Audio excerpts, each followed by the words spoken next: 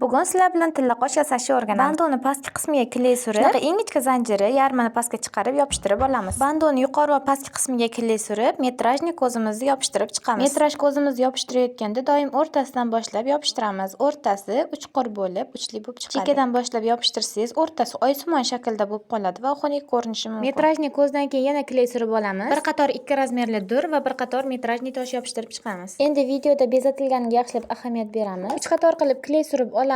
Uchlariga tomchili tosh va qolgan joyi metraj ko'zlarimiz bilan bezatib olamiz. Endi navbat tilla qoshning osilchoqlariga. Oldindan tayyorlab olingan tomchili xrustallarimizni kalsovchalar yordamida birinchi yopishtirgan zanjirimizga ilib chiqamiz. Pastki osilchoqlarni doim tilla qoshi o'rtasidan boshlab ilamiz. E'tiborli bo'ling, hamma xrustallarning orasi bir xil razmerda bo'lsin. Tilla qoshimizni tepasiga o'zingizga yoqqan osnovani tanlab olib, pistolet kley yordamida yopishtiramiz. Xohishga ko'ra bezatib olamiz. Shu bilan tilla qoshimiz tayyor, faqat rezinkasini tikib chiqsangiz bo'ldi. Video foydali bo'lgan bo'lsa like bosing, komment yozing va yaqinlaringizga yuborib qo'ying. Menga obuna bo'lish esingizdan chiqmasin.